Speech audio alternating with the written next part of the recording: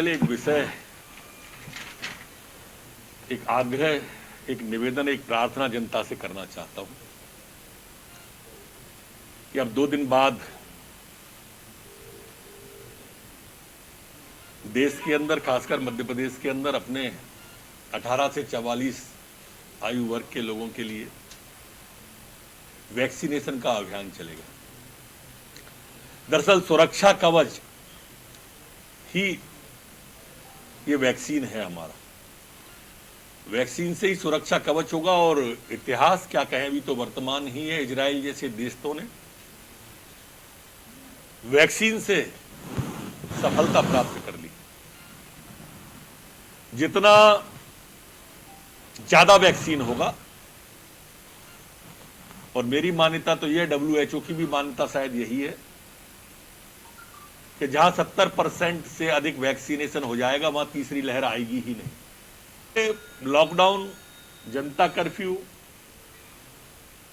Mask, sanitise वगैरह वगैरह ये अस्थाई है, स्थायी वैक्सीनेशन ही है। और मेरा प्रार्थना कि इसको राष्ट्रीय कर्तव्य माने नौजवान, और राष्ट्रीय कर्तव्य मानकर हमें वैक्सीनेशन के इस अभियान में बढ़ चढ़ के भाग लेना चाहिए।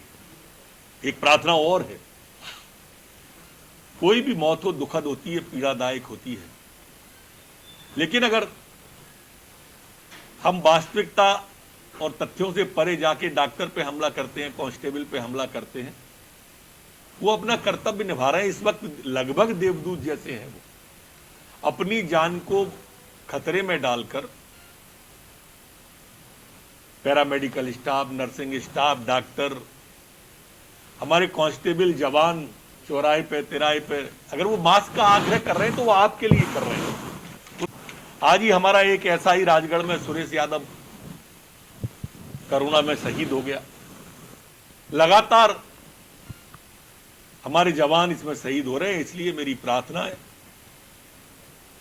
कि हमें डॉक्टरों के लिए ताकत बनना है, उनका सपोर्ट करना है, पैरामेडिकल स्टाफ का, जवान का कमजोरी नहीं बने, ये मेरी प्रार्थना है। हम धीरे धीरे उस दिशा में आ भी गए हैं।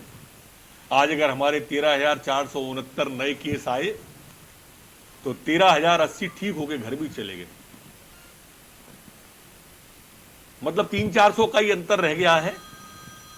प्रदेश में अभी 96,000 एक्टिव केस हैं, और देखेंगे आप कि 13,469 नए आए हैं तो 13,080 ठीक होकर भी चले गए।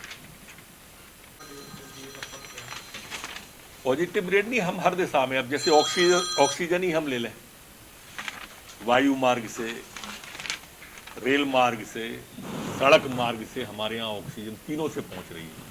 आज सुबह ही रेल मार्ग से ऑक्सीजन आ गई, वो भोपाल भी है, वो सागर भी है, और जब आती है ट्रेन तो हवाई जहाज के मार्ग से भी और सड़क मार्ग से भी लगातार आ रही है। और मुख्यमंत्री जी लगातार प्रधानमंत्री जी से, मुख्यमंत्री जी लगातार केंद्रीय गृह मंत्री अमित शाह जी से, मुख्यमंत्री लगातार केंद्रीय रक्षा मंत्री राजनाथ सिंह जी से, मुख्यमंत्री हम लगातार रेल मंत्री आदरणीय पीयूष गोयल जी से, धर्मेंद्र प्रधान जी से लगातार बात कर रहे हैं, और इसको पूरी ताकत से लगे। कल आपने देखा होगा, हमने अब हमारे जो फ्रंट लाइन वॉरियर्स हैं, हमारे कांस्टेबल हैं, जवान हैं, 50 लाख रुपया का उस योजना को मुख्यमंत्री जी ने 2 माह के लिए बढ़ाया है। हमारे जेलों के अंदर भी संख्या कम करने की दृष्टि से हमने 60 दिवस का आपात पैरोल स्वीकृति करने का तय किया है। इसमें 4,500 हमारे बंदी पहले लौट में, और उसके बाद पुनः समीक्षा करेंगे इनके जाने के बाद में, और उसको हम पुनः इसमें बढ़ाएंगे। हमारे सेंट्रल वेलफेयर फंड जो पुलिस कर्मचारियों ने बनाया हुआ है, उसमें भी 1 लाख रुपए की राशि तत्काल सहायता के लिए पुलिस वालों को देंगे। एक और कह रहे हैं कि कुंभ से जो लोग लौटे हैं उन्होंने गांव में कोरोना फैला दिया। अच्छा, जमात से आए थे तब ट्वीट किया था क्या उनने? नहीं किया होगा। हमारे धार्मिक और धर्म की भावना जब आई होगी तब दिग्विजय सिंह का ट्वीट आपने जरूर देखा होगा। हमारे आरएसएस के एक प्रमुख व्यक्ति हैं आदरणीय नारायण जी, उनका एक समाचार आपने देखा होगा। उन्होंने कहा कि मैंने अपनी जीवन जी ली है, इस नौजवान को मेरा बिस्तर दो, और वो 2-3 दिन में अपना बिस्तर देके इस दुनिया से चले गए। कभी इस पर ट्वीट देखा दिग्विजय सिंह जी का ऐसे मामलों पर? अगर यही कहीं सांप्रदायिक रंग ले रहा होता तो उनका ट्वीट तत्काल आता, क्योंकि वो विभाजन की राजनीति को प्राथमिकता देते हैं।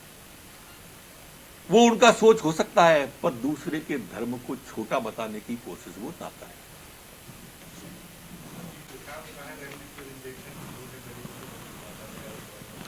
यही कर सकते हैं वो। जब राहुल गांधी जी ट्वीट कर सकते हैं, सोनिया गांधी जी माननी कर सकती हैं, तो वो भी यही करेंगे, बाकी कुछ कर ही नहीं सकते।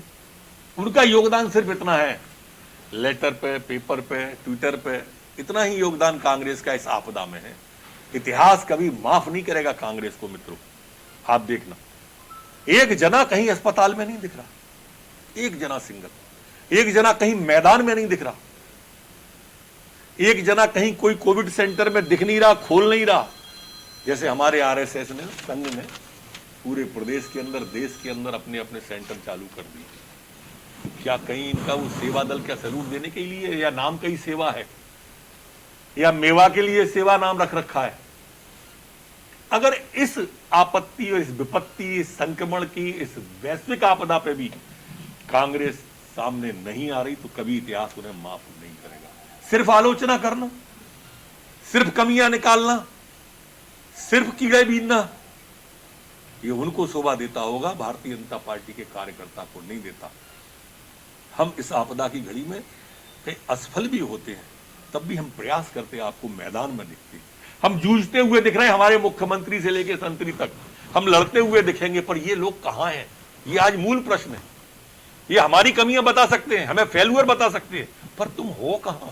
सिर्फ यही बताने को आए हो क्या समाज के लिए? सुप्रीम कोर्ट ने ये कहा है कि केजरीवाल